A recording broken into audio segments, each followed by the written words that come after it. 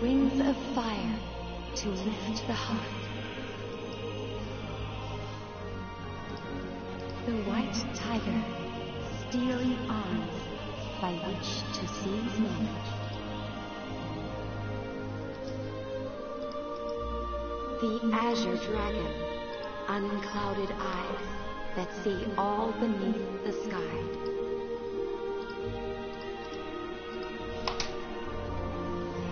The black tortoise, a rigid shape and a well-guarded blade.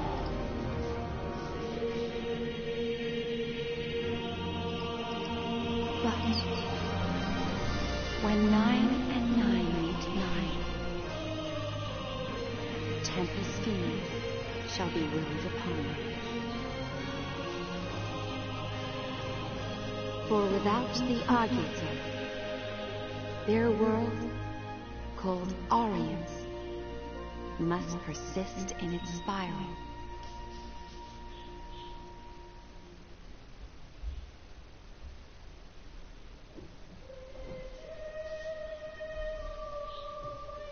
In this time of absolute darkness, we must unite to bring forth the light of hope.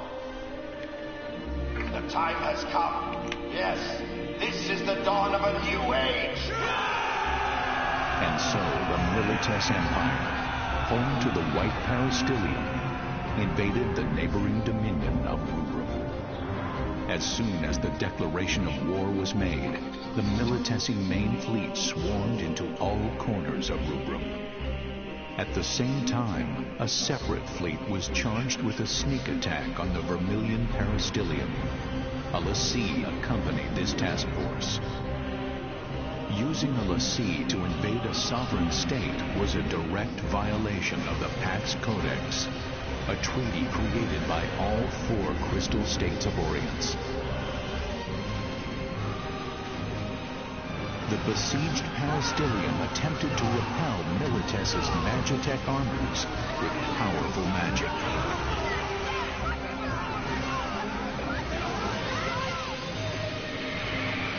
Not even the mighty warships could withstand the awesome power of the summoned Eidolons. It seemed that the Militesi offensive would fail. However, the lessee Kunmi led a special unit past Rubrum's defenses and activated a new weapon, the Crystal Jammer, neutralizing the power of the Vermilion Bird Crystal.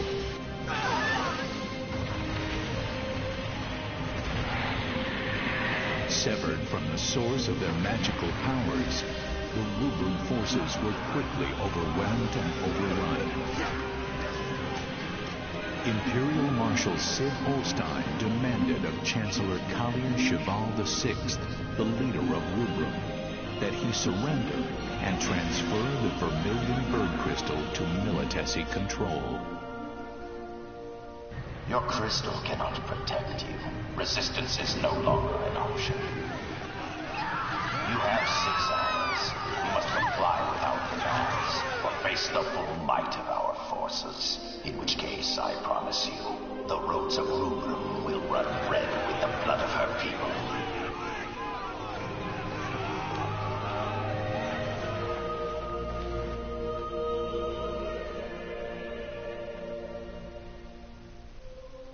May the crystal guide them to salvation.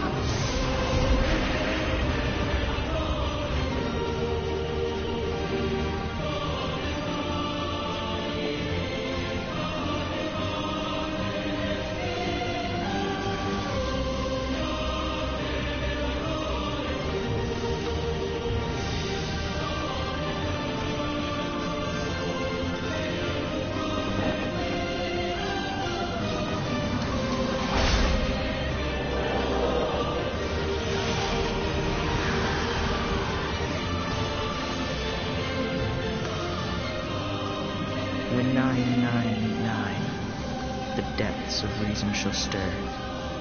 When the seal of creation is broken, a voice like thunder shall sound, and thou shalt know.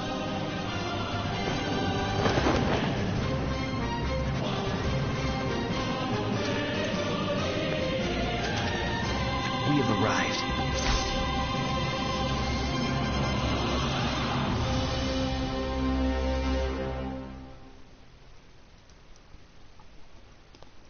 Okay, this is without a doubt one of the best openings in the franchise. Oh, easily. And I find it odd that the game's actual opening is before you even press new game. I think that's the first in video game history. Yeah, typically, what they would do is even if they do have the opening before you start the game, as soon as you start the game, you'd see that opening all over again. But in this one, they don't do that. I think Square probably missed that. Okay, Yeah. we'll be playing in Officer difficulty. Agito and Phineas would be far too hard for us, and Cadet probably a bit too easy, so Officer is our choice. Alright.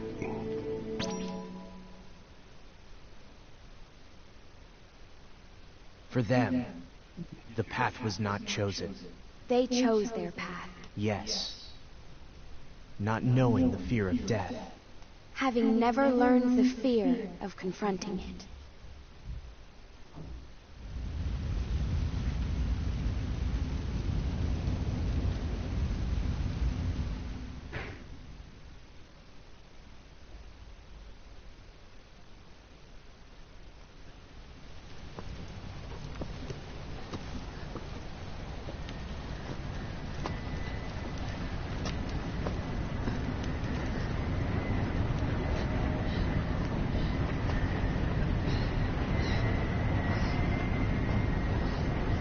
Still, always to go.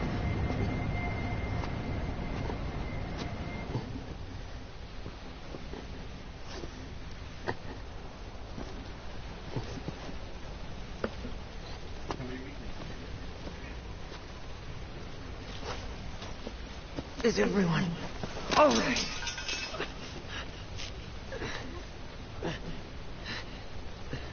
Have you seen a guy? A guy with a red cape? No, I haven't. You?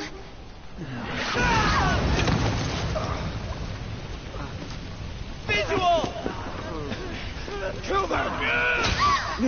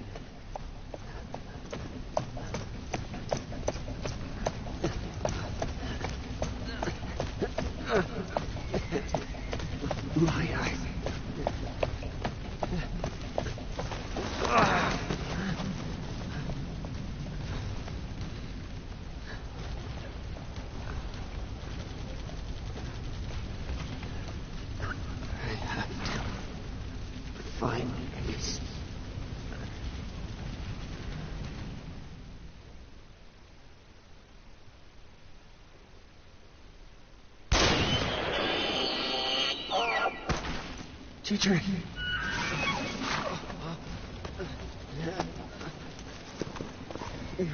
Teacher.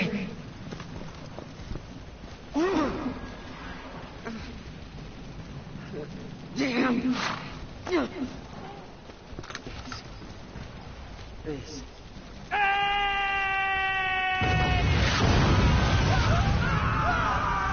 I'm here. I'm right here.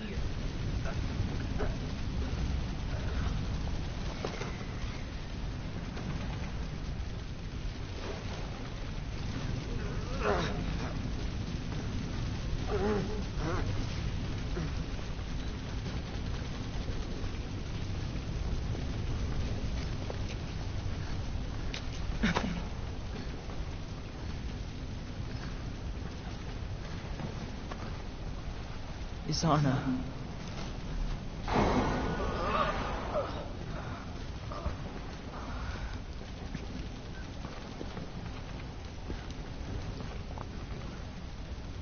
It's too late. I know that.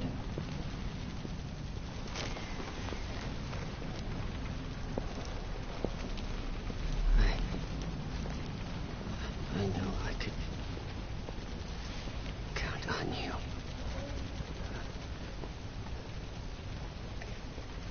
Teacher. Let's rest. A while.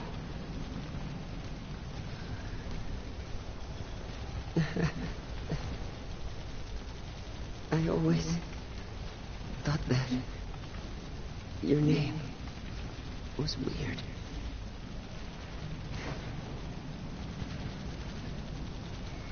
I'm telling you, Machina must have pulled that one out of her hat.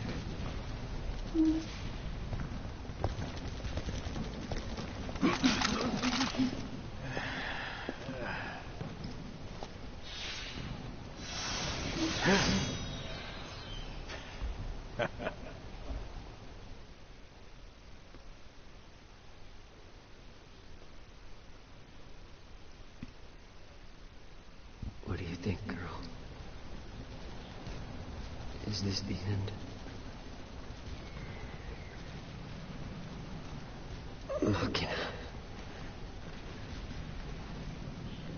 Stay strong.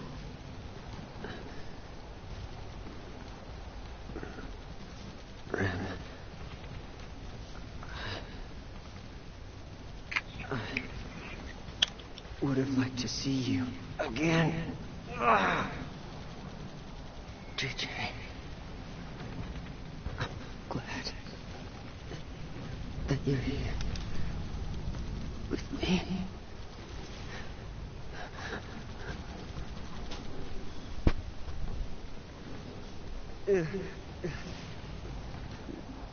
No.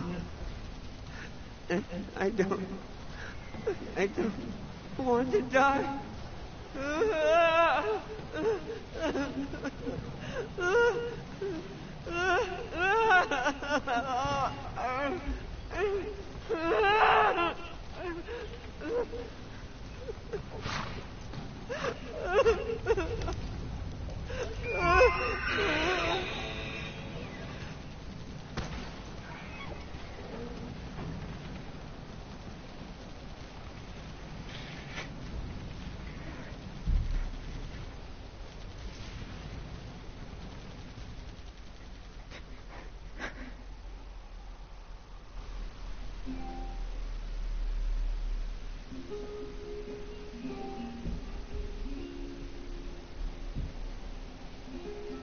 Go say goodbye, Ace. It's all right. Totally forgot this is a blocked scene.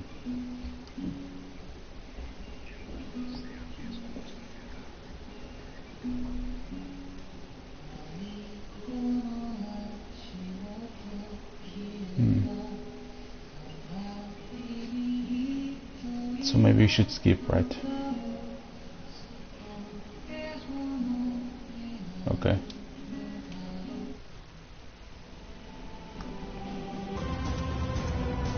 Okay, Okay, so we had to skip the previous cutscene because Square Enix doesn't allow it doesn't allow us to broadcast that. So, to be honest, nothing really happens there. It's just an opening cutscene. There's no story whatsoever. So, if you're watching this, you didn't lose much. And in case you're worried, we won't always be streaming through the PS4. Whenever we do it through PC, we won't have to worry about skipping certain cutscenes. Class 0 here. And even Type-0 doesn't really have a lot of moments when this happens. I think it's only the opening and the ending of the game. Those are the only two occasions where there's blocked scenes. So for the rest of the game, there's really no reason to worry. I'm not sure if Square Enix will do something about that in Final Fantasy 15, but we'll have to wait and see. Oh, you know, I did not consider that. That would actually be quite a bummer.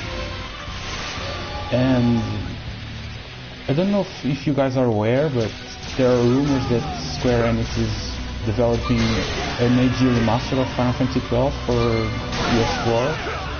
And if that happens, we will be streaming that game as well. And I guess we'll have to see if there's any block scenes in that game as well, but I doubt it will happen. I mean, unless we're talking about the ending cutscene, I really don't see any reason to block any cutscenes. Okay, here we are playing Final Fantasy Type-0 HD. The game was previously released on PSP. It didn't look this good, of course, but the difference isn't that much, to be honest. Some scenarios look almost the same. The character models are one of the things that Square really put an effort to make it more detailed. And the academia as well. The towns for the most part remain the same. Such powerful magic. Yeah, if I remember correctly, Mike, out of the two of us, you're the only one who's actually played the PSP version. Sorry? You're the only one out of the two of us who's actually played the PSP version, right? Yep. Did you do it through an import? Well, to be honest, I didn't, because I was getting the HD version anyway, so... I mean, in my honest opinion, I don't approve that kind of stuff, but if the developer doesn't make the game available outside Japan, I mean, it's not really my fault. I would have bought the game if it was available in Europe. What was that? And I got the PSP version, the PS4 version. So, I mean, I don't see much of an issue there, if you know what I'm saying. Sure. Sure, where you're coming from. Actually, myself, I'm hoping to eventually get the PC version of this game, just to see how much of a difference there is between them. I mean, I'm trying to bring all my stuff over to PC anyway, but I'm actually looking forward to see if the game can actually run on 60 frames per second, or if there's that much of a graphical difference. As far as I'm aware, I think the PSP version wasn't a really good port. Similar to Final Fantasy 13, I think there are some issues. At least based on the Steam reviews. I mean, the reviews are really low, similar to Final Fantasy 13. Thanks. What's your status? Yeah, last I checked, so far it had the little tilde sign, which kind of means half good, half bad reviews. But it seems like the more recent ones are a little more decent, so hopefully they've done a few updates to make it better. We're all on schedule. Yeah, probably. I mean, but I guess my experience has been typically whenever Final Fantasy Port on Steam gets a bad review, it's typically because they didn't give a lot of options in terms of settings to adjust the quality or the frames you could get. Like that was mostly the problem with 13, so I would hope that would mean that at least the gameplay is smooth. The counterattack took the Empire by surprise, and the battle seemed to favor the Dominion. Then, 3 hours into the operation, many of the Dominion's airship squadrons had not yet fully achieved their objectives. A lack of experience combined with Imperial counterattacks was jeopardizing the operation. To make matters worse, without access to their most powerful weapon, magic, Rubrum's ground forces suffered severe casualties and were unable to reach their objective, Academia.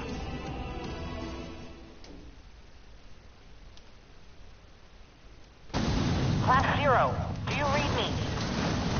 Like we were talking about, I think Square Enix has learned their lesson. I mean, it's not just Lightning Returns that is a good port. If you look at Dragon Quest Heroes, it was really good as well. So yeah, you know, that was another one I was hoping to get at some point. I mean, that's a very beautiful looking game.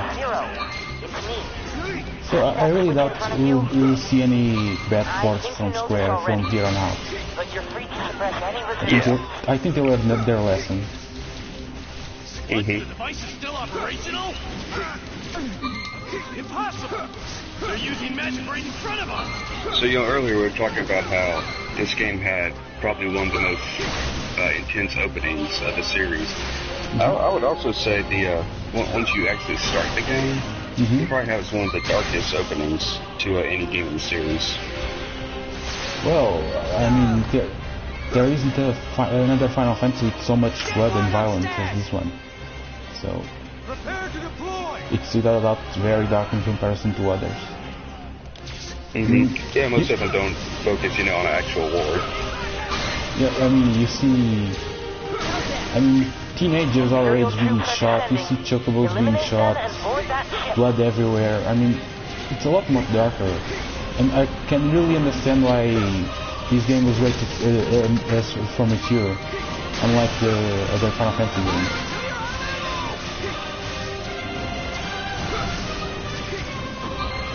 Although I'm not entirely sure, but I think for some reason Lightning Returns was the same.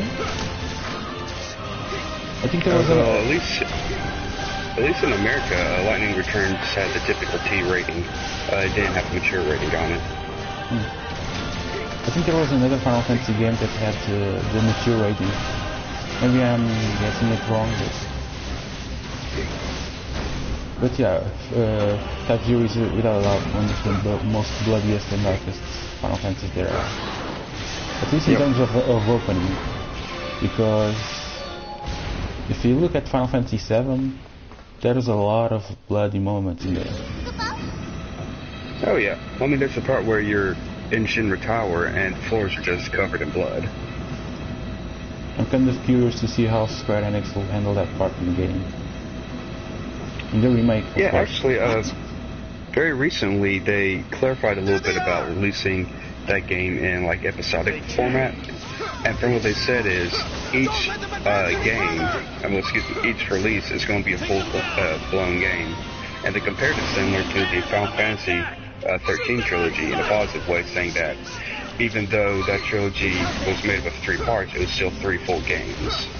So hopefully the remake will get 3 or 4 full games out of this. Probably. I just hope you don't have to pay $60 for each part. Oh, I'm sure we'll have to pay that much. I mean, there's no doubt in my mind that we're going to pay anywhere between $180 and $240 for the full thing. I mean, I can understand paying $50 for the first part, but I think the other parts should come cheaper. Because, I mean, the base game will be the same for the other parts. I mean, there won't be really any big changes in terms of gameplay and stuff like that. I mean, it's just new story and new scenarios, but the core gameplay will mostly remain the same, so I really don't see a point in making the other parts a full price. Would be. I said, yeah, you're right. They would mostly just be reusing the same resources, but just because it would be easier to continue, it doesn't mean they're still... I don't think that's going to deter them from still trying to charge full price. That may be true, but I doubt it will be well received from fans. I bet there will be a lot of people complaining about that. That's just my opinion. I mean, it's true we're talking about each part being a full game, but look at Final Fantasy XIV, for example. It stands perfectly on its own, and if you didn't know there were sequels, you could perfectly live without it. Because, I mean, the story ends with a happy ending. There's really no loose ends and stuff like that, so it stands perfectly on its own. In Final Fantasy Remake, imagine you get to the part where Ares dies, and basically the game ends there. I mean, you have to purchase the second part, and otherwise it's a cliffhanger. FF Union, they're asking us a question. They're asking, do we think that Mass Effect 2 and 3 should have had a price cut then? Going on what we've been saying about Final Fantasy 7 being released at full price portions. I can't answer that because I've never played the Mass Effect series. Have you, Mike? I recently played Mass Effect 3, and I really don't agree as much, because it's true that there are sequels of the same trilogy, but the gameplay changes a bit. There are new scenarios and a completely new story, and basically the way you make your decisions influences the outcome of the third game. So I cannot understand why it's a full price game, but I really wouldn't agree the same for Final Fantasy 7. And they're also pointing out that when it comes to the Assassin's Creed games, that it's not too much different, because each game is ending with a cliffhanger, and then you're still paying full price for the next game, of course, regardless if they're using new resources or not. Assassin's Creed, I can't really say much because I only played the first, the second game, and Black Flag. Basically, the rest of Ezio's story, which is Brotherhood, Revelations, and even Assassin's Creed 3, I didn't play them. So I skipped a whole chunk of the whole story. So I can't really give an opinion about that. But I can see your point there. Magitech armor with an onboard jammer. Find it. And once you find the target, the gameplay being modified based on feedback. Special Eidolons. Do whatever it takes. That's a if they're going to modify, understood. They're going to modify it based on feedback. Does that mean it's going to be, if a modification is made on part 2, are they going to bring that modification to part 1 based on updates, or are they just going to leave it to where each game is going to be slightly different in that area? Probably. Let's hear that report again.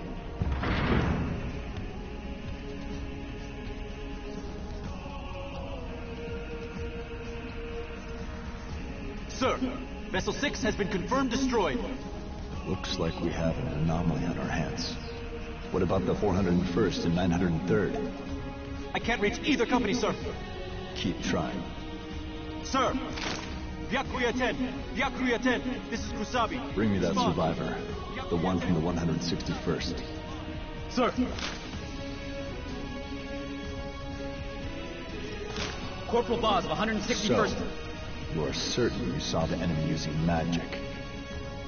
Yes, sir. My understanding is that after witnessing this, you fled from the battle. Then your unit was annihilated. Is that correct? Yes. I felt it was my duty to report. In the Militesi army, we do not tolerate soldiers who flee from their fear. The 161st Company was wiped out by Dominion magic. Clean this up. Sir!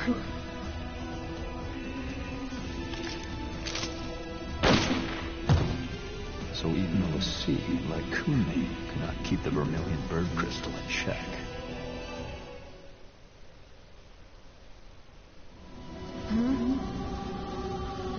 sucks. Where'd these rats crawl out from?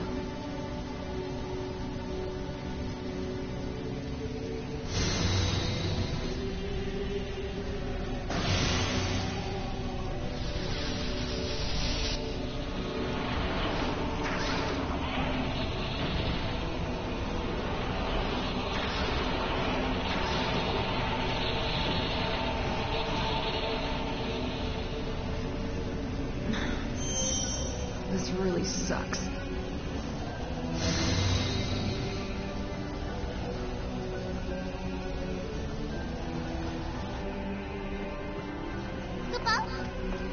But like we were saying, I don't think they would change the first part based on feedback.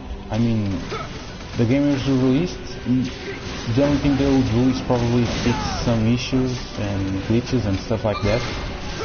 As for changing the following parts, I mean, I can see that as an option, because if the fans in general don't like a particular part of the gameplay or anything like that, Square will definitely have to change it.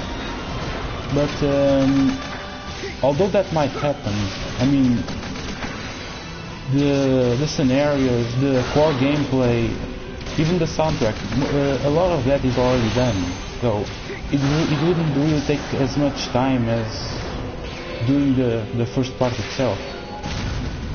I mean, that's how I see it anyway.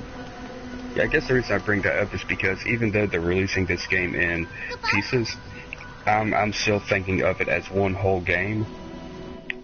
So I guess it would seem odd to me that with each version they're releasing, they're making changes to the gameplay, when originally this was just one game where the gameplay stayed consistent from beginning to end. Damn it! Oh, this sucks. Same old routine. Try something new.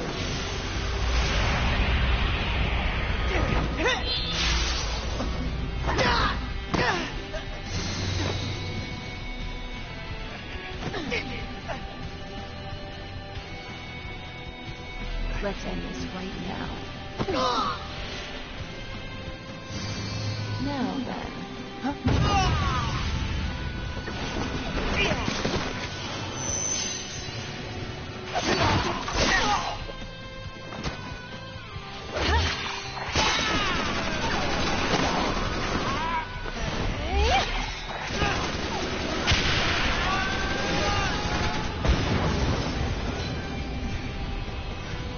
Did we get him? What the?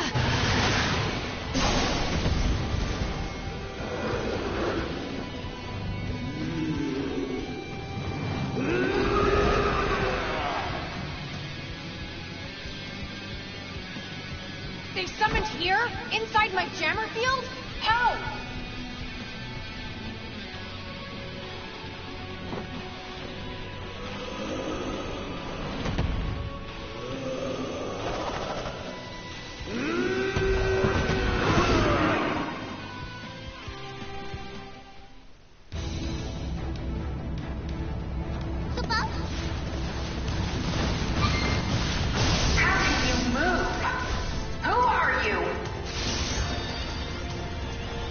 I think this is probably one of the more intense versions of Odin I've seen in the series.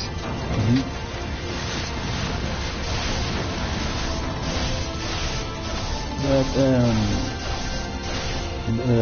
Daryl is saying that Assassin's Creed has improved with Shiryu, but the fact is although the Assassin's Creed franchise is all one big story, the fact is that the past stories stand perfectly on its own. They don't really need to be connected.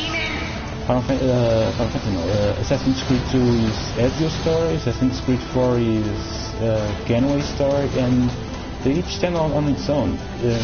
Final Fantasy 7 can't do that. I mean, if you play the game up until Ares' death, for example, the story stays incomplete. If you play until the Temple of the Ancients, the story stays incomplete. It's not something that can stand on its own, unless there's some major changes. So I really don't see a reason for making each part a full price, but I can understand why Square would do it. Well, something I was thinking of, and this is recently seeing what Dark Souls 3 is doing on Steam, and knowing Square, they might try to make it to where you can play it out of order, like maybe, let's say you play the original games, but there's a certain part of the game you don't want to replay through, and they won't start at the second release. Square might have it to where there is, in fact, some type of primer or some little catch-up. They'll let you know what happened, because we do know they're going to add new story content. But something they may do to encourage sales of, and this is what Dark Souls 3 is doing, is where if they know you've purchased any of the previous games, they'll give you like a small discount. And I wouldn't be surprised if Square tried to implement something like that. Now that I would accept. I mean, because currently the way it goes is the current way it's going with Dark Souls is to where if they detect you own any of the previous games, you get $5 off. Now, if that's $5 per game you already own, or just $5 off in general, I don't know. But that's kind of a clever way on their end to encourage sales. So Square may try to implement something like that.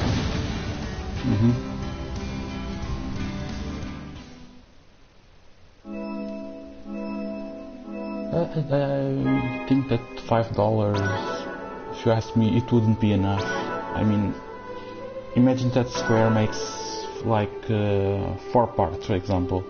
We're talking about over $200 here. Right. This sucks.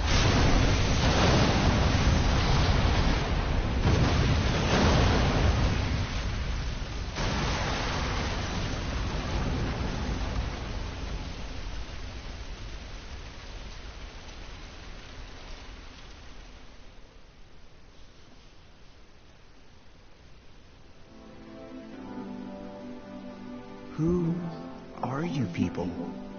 Those red cloaks. No way. Ninetail is down! Communication lost with Kunmi! Impossible! What's going on out there? The Vermilion Bird Crystal is fully restored. Magic readings in all sectors. Wait, point 68. A Lassie? A Vermilion Bird Lassie! I've lost contact with the 204th and 208th. Get our men out of there. Attention all units in Dominion territory. Halt all military operations and withdraw at once. Retreat! Retreat! Send HQ a code 991. We're transitioning to Operation Northern Dawn. Sir. To come this far just to be turned back. 6 hours into the operation, Rubrum's Agito Cadet Class 0 achieved its objective, and the Dominion succeeded in taking back its territory. It was here that Class 0 made its first mark in the pages of history.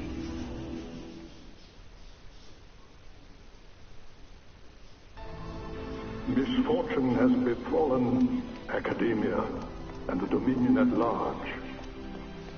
The Militesi Empire has broken the quadripartite... Yeah, I didn't catch it till now, but the machine that Kumni was in, they were referring to it as Ninetails. That's, I don't know, maybe it's because I watch too much Naruto, but that's kind of funny to me. And liberate our villages, cities, and citizens that continue to suffer at the hands of the Empire. Rubrum is not in this alone. All of Orience must confront this challenge. I hope that you will all remember this as a new... Chancellor! Anathemic readings in Lorca. What?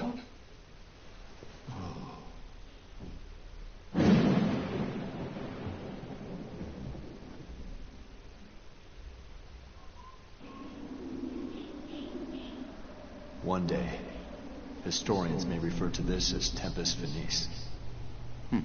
Nonsense. This is not the beginning of the end.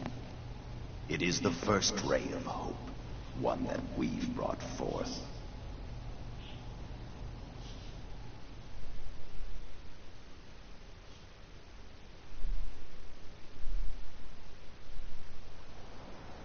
In 842 RG, an Ultima bomb, powerful enough to obliterate an entire continent, was dropped on the Black Peristilium in Lorica. In the blink of an eye, the Lorican Alliance, which had stood proud for 700 years, was completely erased from the continent of Orience.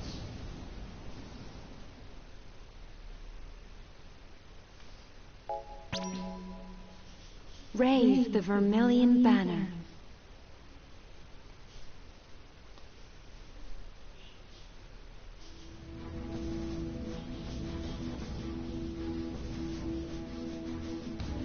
Fearing an attack with a second Ultima bomb, the Kingdom of Concordia, home to the Azure Peristilium, began defending the airspace over its territory and that of the Dominion of Rubrum.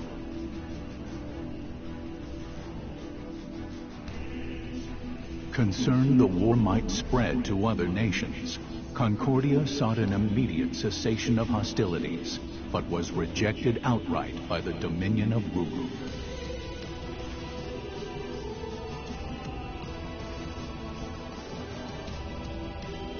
With large portions of land occupied by the Empire, the Dominion was reluctant to accept a ceasefire, as that would be a silent concession to the Empire's act of aggression.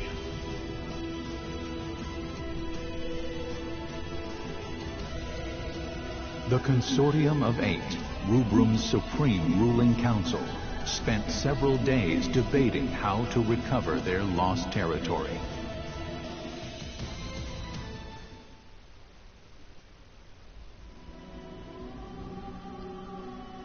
With our force's current state, do you really believe we can defeat the Empire in a full-scale conflict?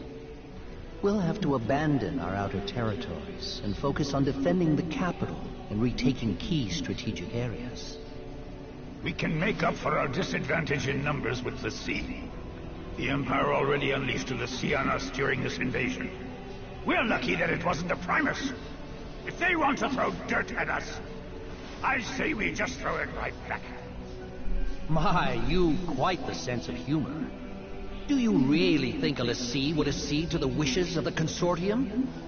Why not? The Vermilion Bird Crystal was attacked by an enemy lessee. It was put in danger. There's no way that its lessee could refuse to aid us in this situation. And if the lessee operated by that logic, you might actually have a point. Only the Vermilion Bird Crystal has the power to direct the lessee to help us. And the wills or won'ts surrounding that do not a productive discussion make. Might I offer a suggestion? I understand the cadets who were involved in the liberation of the capital were unaffected by the jammer and managed to repel the White Tiger lessee. Can we create more soldiers with the same magic technology used to create them?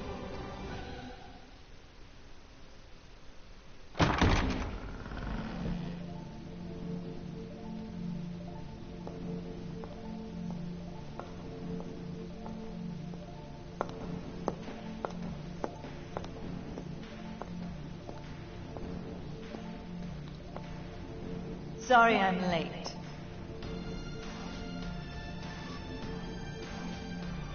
You can't simply repeat what I've done with the children. And the tech itself is classified. Disclosure is out of the question. Dr. Aracia, have you learned anything about the crystal jammer? Very little, I'm afraid. I can say with certainty, though, that no human could operate the jammer. It would take a lessee. However, my scanners haven't detected any major disruptions since Lorica's little disappearing act. Based on the data, I believe that something has happened to the Lassie, and the jammer is inoperable. Even if that's true, do you have an actual plan to get us out of this current mess? Just deploy the cadets. I believe that is the best way to turn the tide of battle without compromising our defenses. Undeniably, the Agito cadets would make for a potent implement of war, but... Would it not be seen as an expansion of the role of those defending the peristelium? No. If the Lassie won't help us, what choice do we have? Very well. Shall we defer to the Chancellor's judgment? The Dominion's very existence is imperiled. Each of us will be put to trial. Even the Agito cadets. And if Rubrum is at stake, they would welcome those challenges.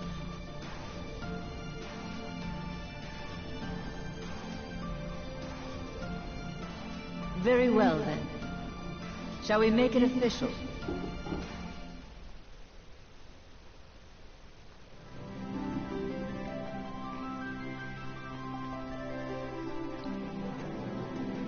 If you ask me, I think the Empire strategy wasn't really that great. I mean, even if the Class 0 managed to take out their Lassie, imagine if Rubrum's Primus Lassie showed up at the scene. It would be a really outstanding defeat for the Empire. White Tiger, we'll see. Yeah, but they were probably counting on the fact that the Lassie wouldn't do anything, kind of like how they were discussing earlier. You can't really know what the Lassie will or won't do because they answer directly to the crystal. And I guess since the crystal is essentially this higher being, it's not going to view things in the same manner as everyone else. It's got different priorities. Yeah, but if the crystal was in danger, I'm sure that it would order the Lassie to act. At least that's how I see it. Well, chances are, kind of with how these things go into games, it would have waited till the last second. Probably.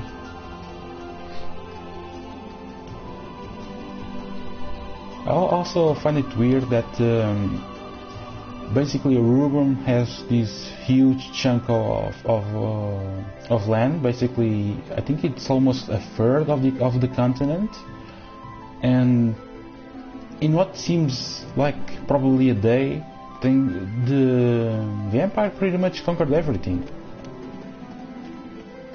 I also find that a bit odd. It kind of makes sense to me, though, when you consider each country specializes in its own thing, just due to the fact that the Empire has their crystal jammers, which, you have to face throughout the series in this game. If they used those properly, it probably wasn't very difficult for them to get all that land, considering the fact, in general, they're technologically advanced. Just beyond those crystal jammers. That's true, but still, in what seems like a day, I mean, it seems like Rubrum was caught off surprise in their own base, so to say. Yeah.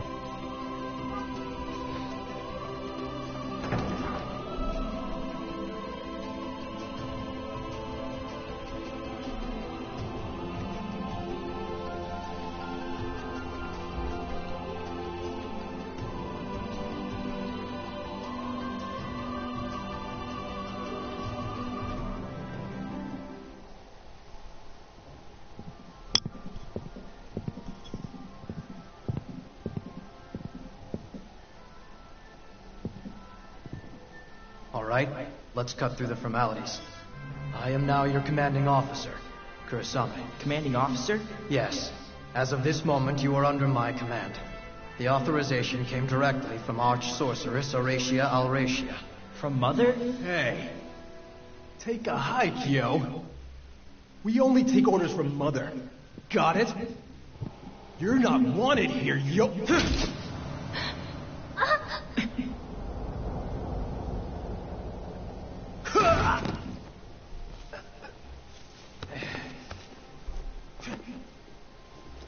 Now, you son of a Bitch, that hurt! That's enough!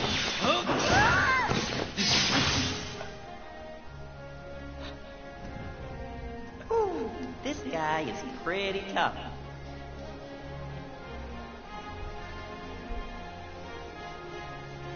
Not for long! He said it was Mother's decision. Are you saying you won't follow Mother's orders? Satisfied? Good. Henceforth, you will execute Dominion missions under my command. When you have no assignment, you will live here, at Academia, with the other cadets. On campus? Yes. We never had to do that before. Why start now? Does that come from Mother, too? Yes. Those are Dr. Horatia's orders. Also, Cadet Machina, Cadet Rem, enter. 2 new cadets have been assigned to Class 0, starting today. Machina Kunigiri. Hello. Rem Tokimia. Nice to meet you. Let me guess. Chaperones? Your time is yours until you receive further orders. I have high hopes for you. May the crystal guide you. Good to see you again. Thanks for the assist the other day. Yeah. Thanks so much for helping us out. Seriously, though, I can't believe Class 0 is real. Why, my friends and I were sure yourselves were just one of Academia's urban legends now we were. And you're so powerful. Just 3 of you took down a Lassie. Oh, which reminds me. Why were you able to use your weapons?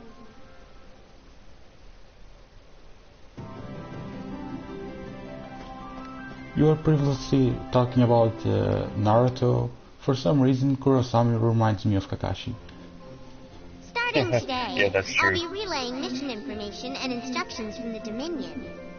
I am the Military Operation Organization and Guidance Logistics Expert. MOOGLE for short, Kubo. Some prefer to call me the Military Operation Guy, or MOG, Kubo. You can call me whatever you want. I hope to be of service, Kubo. Whatever I want? How about... Moglin! Moglin! Moglin! Moglin! Lin! No, Kubo. No Lin, Kubo. But besides, I do have a proper name, Kubo. What is it? Atskamine Lotayosna Iriporchi, Kubo. That's too hard. Moglin's good enough. Good enough?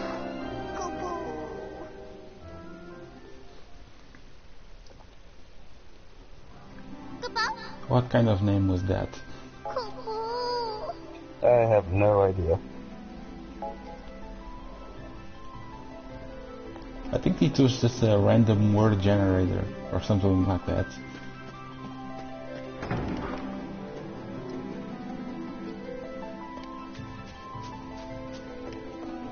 In this part of the game there are loads of cutscenes, mostly optional.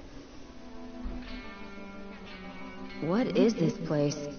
It's called a cemetery. What's a cemetery?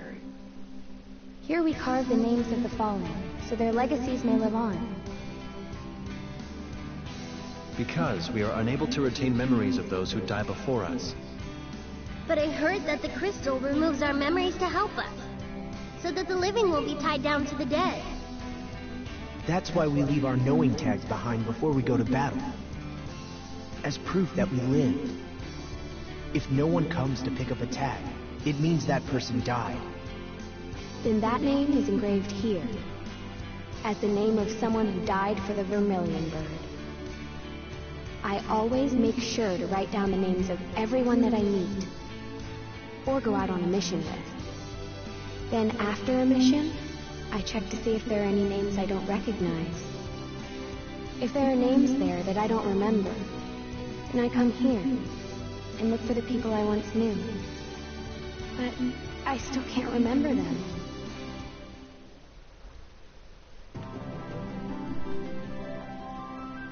I think that in this game is a lot more serious than real life. I mean, you die and basically nobody remembers about you.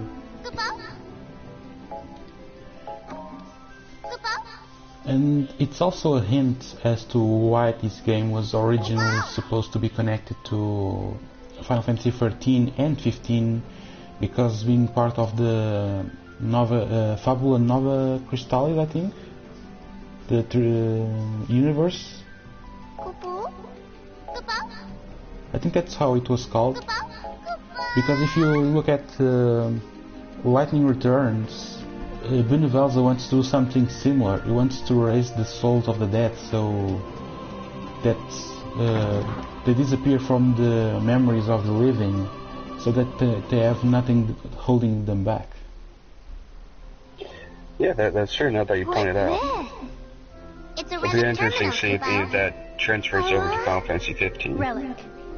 An artifact shrouded in mystery, said to be born of the Vermilion Bird Crystal. I've heard it has the power to manipulate time and space. That's according to some legends, Kupao. In the Dominion, we sync them with magic and use them for data input and communication, Kupao. You can save your data and such, Kupao. If I'm not mistaken, cadets can do all of that with the naturally occurring relics all over the world. That's right, Kupao. If you find one, you should check it out, Kupao. That's the longest explanation ever for what is just simply a save point. Yep.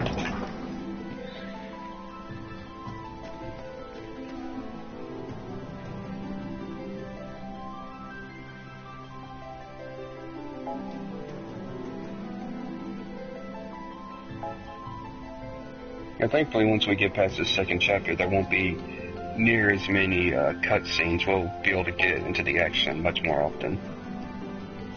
Yeah, exactly. And we'll be able to do also a lot more discussion, answer more questions, and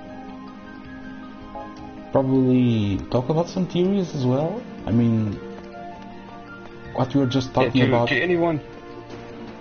Go ahead. To anyone who may be listening to this right now in the middle of the stream, our goal is basically not to talk during any of the cutscenes in case there's someone who's not actually played through the game before. When there aren't any cutscenes, that's when we'll do our best with questions and discussions. Exactly. And when we can also discuss some theories. I mean, we were just talking about the possibility of Lightning Returns and Type-0 being connected in the whole that concept. Although it was, in Lightning Returns, it was Benevalza's plan, it was not really a natural thing. Here in Type-0... Right, and the Fabula Nova Crystallis was never meant about the games being direct sequels of each other. They just borrow elements. And so other than the l'Cie, we're definitely seeing elements being borrowed about life and death. Exactly. I mean, even the gods could be the same in all three games.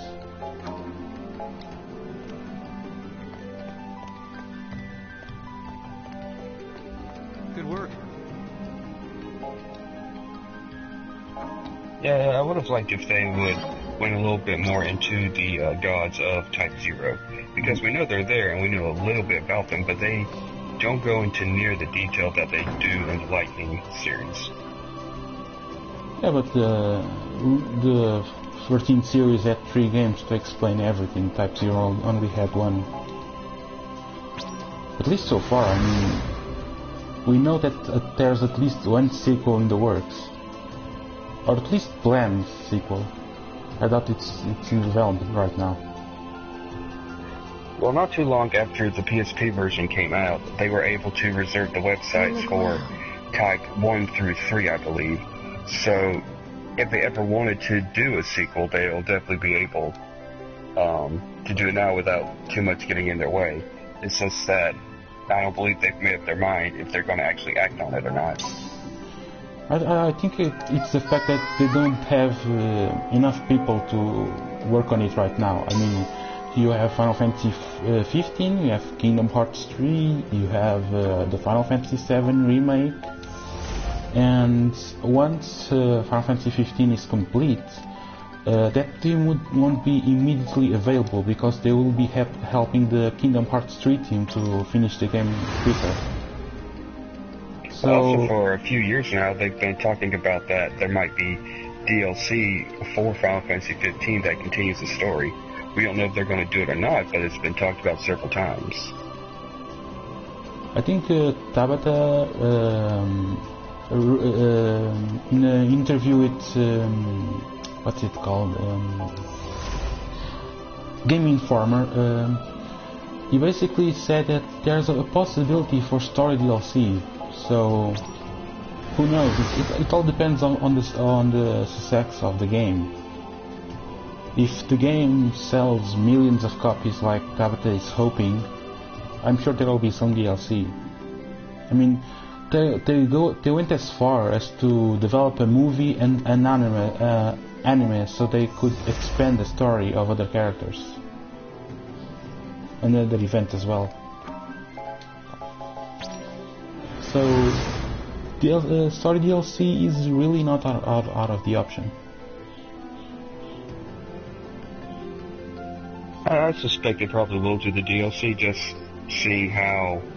I mean, when you look at Returns, but Final Fantasy 13 too, they kind of got a taste of DLC, and from that point forward, we've been seeing them do DLC in some of their other games, such as the Rhythm series. So, I think it's very likely we're going to see DLC for 15, which will mean that the team who's done Final Fantasy 15, their hands are going to be tied a little bit longer before they work on anything else. I just hope the DLC isn't as bad as 13-2, because that was really bad in my opinion. Oh, it was horrible. But since then, I don't think we've really gotten any bad DLC from them. We're in the same class at the same academy. Of course we see a lot of each other. Yeah, I know, but actually, I had no idea that Rem was even in the Dominion. If only I had known you were here, Machina, I would have tried to get in touch with you, I would have. I can't believe we kept missing each other for 2 months. You two actually knew each other before coming here? Rem and I? We're from the same village. We saw each other at a drill. I hadn't seen him for 7 years. I knew it was you. You haven't changed. Look at you. I was surprised by how tall you'd gotten, Machina. When we were back in the village, you were shorter than I was. Yeah, like I said, you haven't changed. I pointed out this in our test stream, but really, how hard is it to miss each other in 2 months in this small academy? I know, really. There's really not that much to the academy at all. They must have stayed closed in their bedrooms for 2 months for that to happen. Okay, here we go to another story mission. Hopefully it will be short.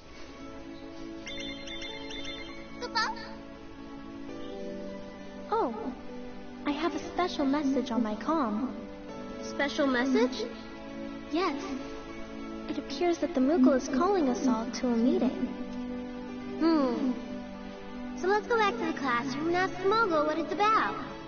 Yes. And, what's a comm again? Oh, it was the name of the communicator that was issued to us.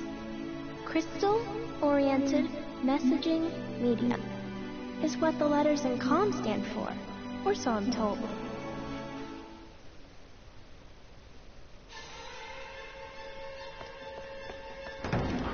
Okay, mission time. You know, the song that plays whenever you're supposed to run to your mission is probably the most obnoxious track I've ever heard. In this game, that's for sure. Yeah, and you have to hear it about 200 times. At ease.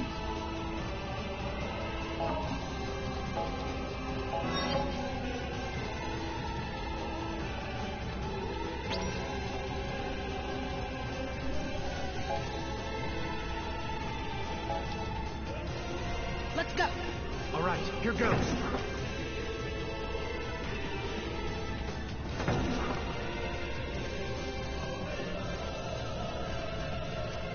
The fact that the rest of the soundtrack is amazing really makes up for it.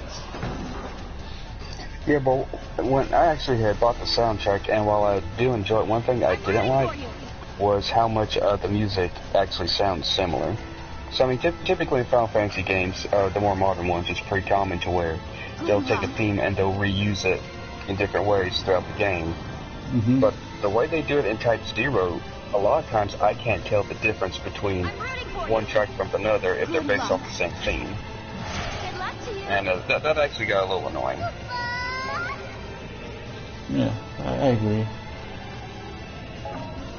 Now there's some of them I could just listen to all day, like Machina and Rem's arrangement.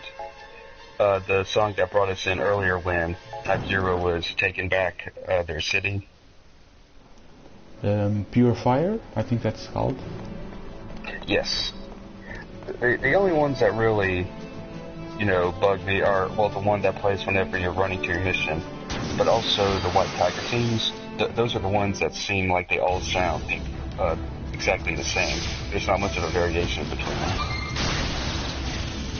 Yeah, but I agree. I think the Ram and Machina's theme and Pure Fire are also my favorite. I mean, Pure Fire in boss battles is just amazing, and Ram's theme is probably one of my favorite soundtracks in the whole Final Fantasy series, to be honest. Yeah. It's just so sad and yet it's... I can't really explain that soundtrack, it's just amazing. Yeah, also I just really like the composer, Takeharu Ishimoto. He's the one who did the soundtrack for Crisis Core. And even though about a third of the music were rearrangements from Final Fantasy VII, I just really enjoyed his style that he had incorporated. Still one of my favorite soundtracks. I'm trying to decide... Oh, do we want to explain why some of these characters are highlighted in yellow?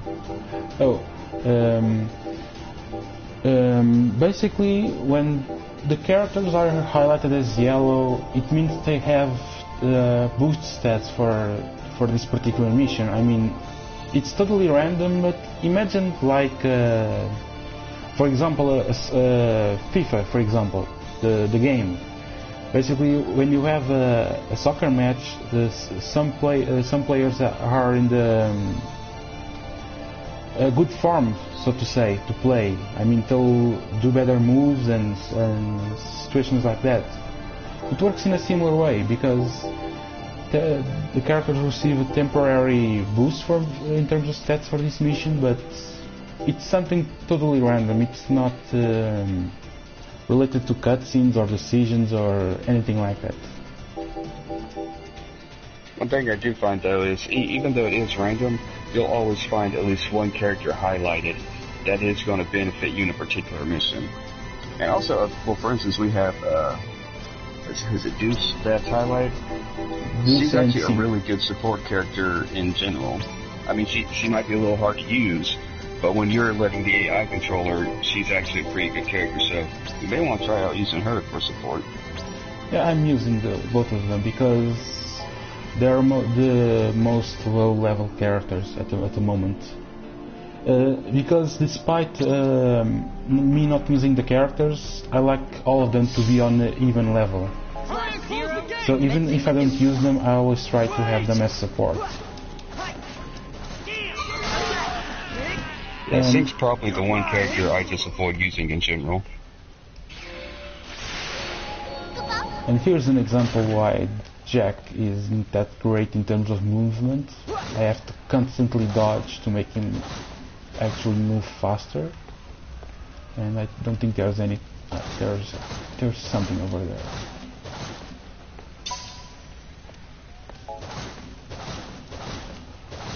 This is a bit annoying. I'll just temporarily switch. Much better. Something that's nice though, the fact you went the long way around to get that item remind me. Whenever we complete these missions, we actually can go back and play them whenever we want. And Each time you do that, there's a set of goals. You want to try to get a high score, which depends on how quickly you complete the level, whether or not any of your characters died, and also how much of Phantoma you extracted. And the higher the rank, the better the reward. And of course, the higher the difficulty you replay that level on, that just makes the reward even more greater and more valuable. And there might come a time to where we'll go through some of these levels again to get some rewards to take on some upcoming bosses. But unfortunately, the rewards that are really worth getting require you to play it on really the most difficult settings. Or I mean, it's the hardest difficulty. Finis? The Finis difficulty? Well, actually, because I've replayed some of these, the majority of the good rewards you don't actually have to do on the Finis difficulty. There are a couple of the ultimate weapons for your characters that can only be done that way, but the difficulty below that is typically all you need to get those weapons.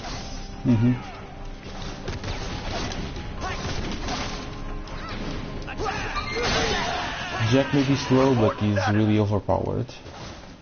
There's no response from anywhere. Damn, what's going on? Well, and so right there what you had just done was, if you kill a commander, the remaining enemies will give up. So instead of killing them, you can actually take some items from them. Yeah, but for the most part, the rewards aren't really that great. The rewards you get from the enemies, of course. And but there's something there.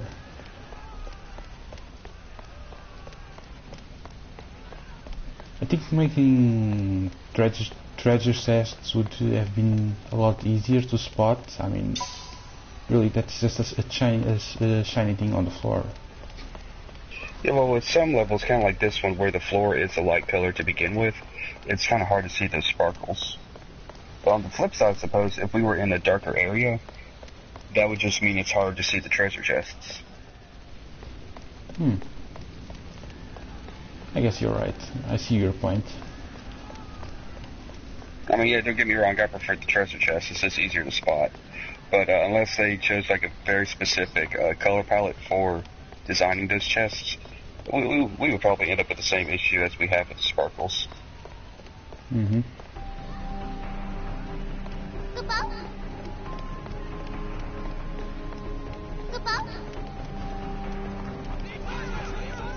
Keep it up! I think I really should have picked another character instead of Jack. Well, you don't have to go through here, you can actually walk around to get from behind. I think it's a lot easier this way. I mean, Jack can easily destroy these.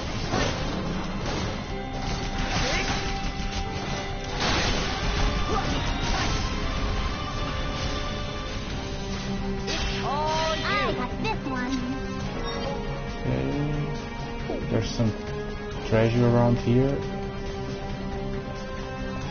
At least that's what's in... no. It's in another map. Because if you noticed, when there's that little pocket thing on the right side of each square, it means there's treasure in that area. Yeah, originally I had a hard time understanding those maps because I assumed it meant that the treasure was in that specific corner of the map. So I would miss it all the time when, sometimes it's in the middle of the map, sometimes it's to the left of the map. It's not always in that little corner. Exactly. It also confused me a bit when I played the game multiple time around. Now the treasure is probably around here.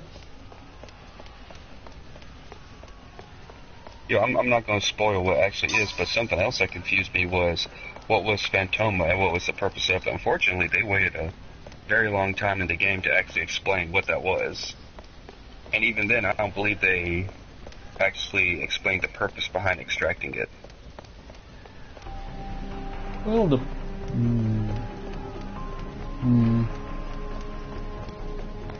if I'm not mistaken, which I may be, I'm not entirely sure, it's because the Phantoma is what actually allows us to use magic. So basically when the Crystal Jammer was active, Type-0 was able to use magic because they were using Phantoma. So basically to everyone else, the crystal was not providing magic, so they could fight. But for Class Zero's case, they would simply use Phantoma. Yeah, I mean, it makes sense from a battle standpoint, but I believe they had a reason other than that for extracting it. And I don't believe they really put a lot of time into explaining the purpose behind it. Like why Dr. Alracia needed it.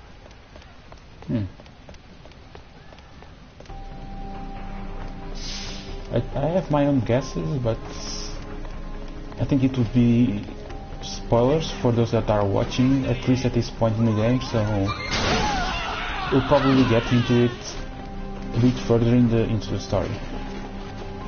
Alright.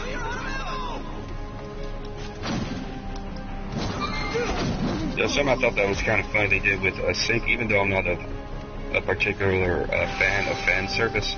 I thought it was funny how she's the one where it's like they're doing all the underwear shots. Or like whenever she finishes a battle, she's always picking her underwear or whatever. It's like, well, yeah, that's kind of an odd choice for that character to be the fan service one. Yep.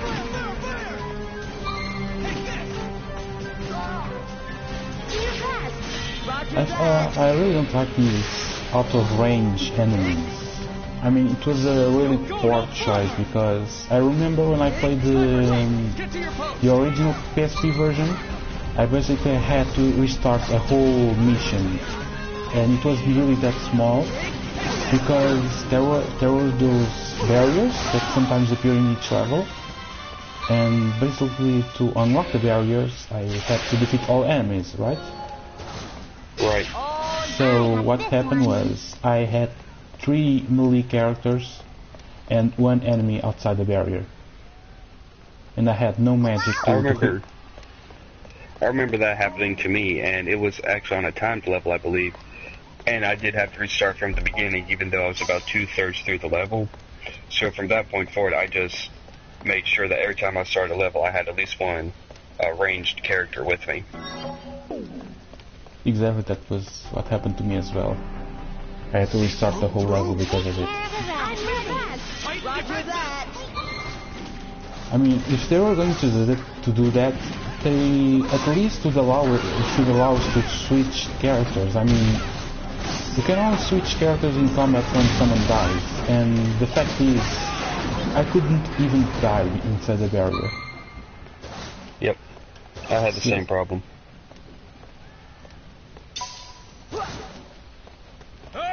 I got this one. Die, you demons! Mission complete. I'm ready for the end.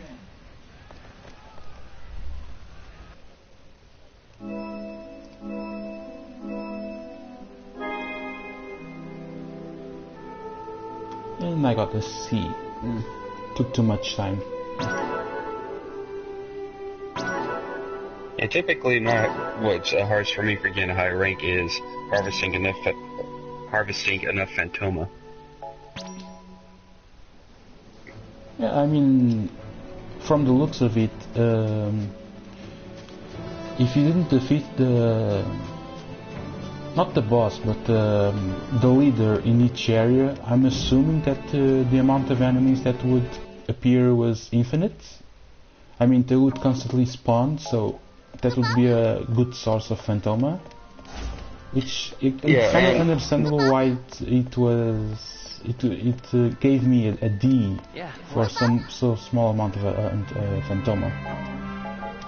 Yeah, essentially, if I wanted to replay a level to get a higher rank, I basically had to get the Final Fantasy Type-0 guide, and they actually did a good job of breaking down how quickly you needed to beat each level, exactly how much Phantoma you needed, and really that was the only way I was able to get a high rank on any of these levels, was knowing the exact number of Phantoma I needed. Yeah. I think that games in general should give you these kind of tips to know exactly what you need to do to get a high rank. I mean, being forced to use guides, it's really not that great when you consider about it. Well, I'm one of those players, regardless of which Final Fantasy game it is, if I want to get anything outside of the main game content, I'm going to have to use a guide. Mm-hmm.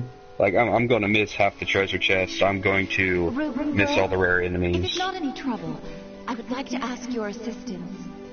Oh, yes, ma'am? We are envoys for the Kingdom of Concordia. We must speak with the Chancellor quickly. We would like to know where we might find his office. We received directions, but the scenery impressed me so that I seem to have gotten us lost. The best way to get to the Chancellor's office is by going through that magic portal up ahead. Oh my. It appears that we've taken quite the detour now, haven't we? You seemed so confident. I was certain you knew where you were going. Thank you for your help, young lady. May the path you follow be bright. You have our gratitude. Important characters appears in small cutscene cliché. Yep.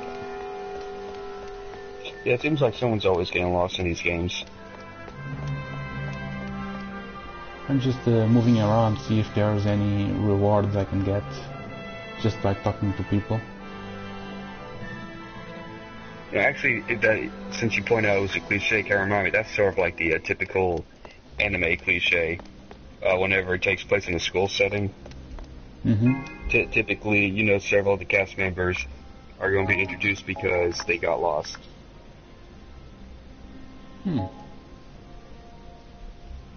Yeah, not that you mention it. And I just have 4 hours left. But I don't think we'll be doing another mission today. I mean, we're nearly out of time. Like we said before, we'll stream for an hour and a half, and we are sitting at 1 hour and 25 minutes. I went 30 minutes from where I'm counting. Okay. Alright, well, while you're cleaning, while you're getting things settled away here, getting any remaining items we can, I'll go ahead and tell our listeners that if they would like more Final Fantasy discussions, we highly suggest subscribing to the Final Fantasy Union and the Kingdom Hearts Union podcast. These are groups we are affiliated with. You'll find excellent discussions and recent news on the subjects. These people can also be found on Facebook, Twitter, and YouTube. Just search for Final Fantasy Union and Kingdom Hearts Union. Be sure to keep leaving your thoughts in the chat below. We're happy to listen to your feedback. We're going to resume the stream tomorrow, Sunday, at, at 1 p.m. Central Time. On Sundays, we plan to record for about an hour. We'll continue our adventure at, we'll continue our adventures as Class 0 from there. And for our listeners that are fans of Kingdom Hearts, of the Kingdom Hearts franchise, there will be another stream for Kingdom Hearts today. I think it's at 7 p.m. Eastern Time, if I'm not mistaken. So, if you enjoy Kingdom Hearts, be sure to check that out.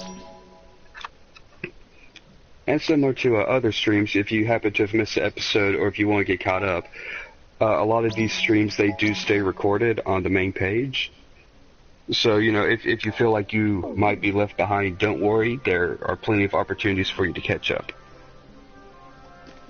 Exactly. And I'm just checking what else I have here. I'm guessing these are classes to get extra experience. Exactly. But I'm not going to accept them now because I only have 2 hours left, and if I accept them, I'll start the mission. I'm really just seeing what I have here to do, which is not much really.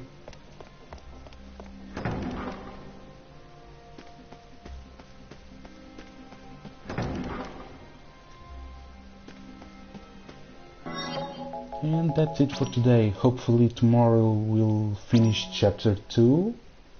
Hopefully. Maybe an hour, it's not enough, but we'll see about it for tomorrow.